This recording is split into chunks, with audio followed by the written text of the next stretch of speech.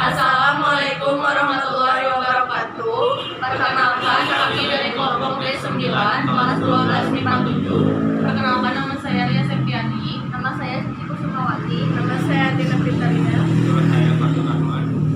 Di sini kami akan mempraktikkan cara membuat tape ketan hitam.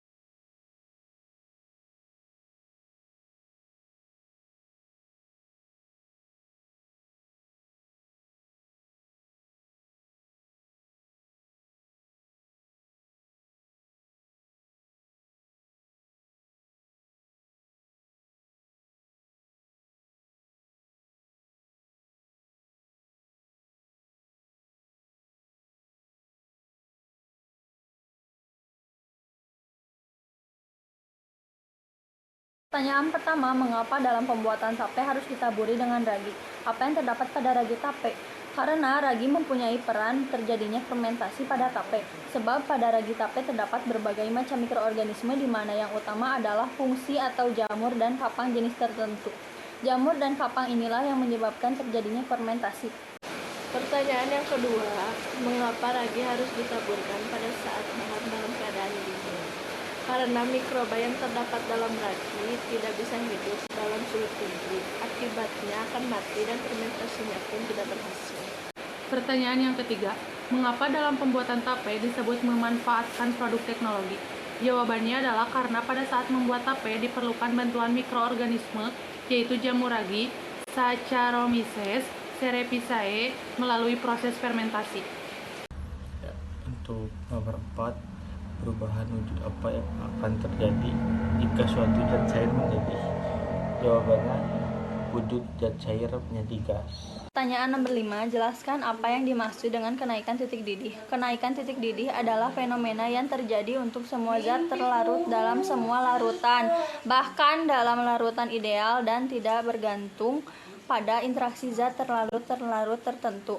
Peningkatan titik didih terjadi baik ketika zat terlarut adalah suatu elektrolit seperti berbagai garam dan non-elektrolit. Maka titik didih air pada tekanan 1 atom? Jawabannya 100 derajat Celcius. Adakah selisih antara titik didih air dengan titik didih larutan glukosa? Jawabannya ada. 0,52 pada konsentrasi mol dan 1,4 pada konsentrasi 2 mol. C. Bagaimana perbandingan titik didih antara larutan glukosa 1 mol dengan glukosa 2 mol? Jelaskan demikian. Jawabannya 2:1, karena semakin besar konsentrasi zat terlarut yang ditambah semakin tinggi suhu yang diperlukan untuk mendidih. D. Adakah selisih antara titik didih air dengan titik didih larutan sukrosa? Jawabannya ada selisihnya 0,520 derajat Celcius pada konsentrasi 1 mol dan 1,040 pada konsentrasi 2 mol. Bagian F, untuk larutan yang memiliki kesamaan konsentrasi glukosa mol dan sukrosa mol, apakah yang terjadi perbedaan titik larutan? Jelaskan mengapa demikian. Jawabannya tidak, karena keduanya memiliki molalitas dan titik baku larutan yang sama. Bagaimana pengaruh penambahan zat terlarut pada titik didih larutan? Jawabannya, penambahan zat terlarut yang dimasukkan ke dalam pelarut akan menyebabkan beberapa perubahan seperti penurunan tekanan uap, kenaikan titik didih, penurunan titik beku, dan tekanan osmosis.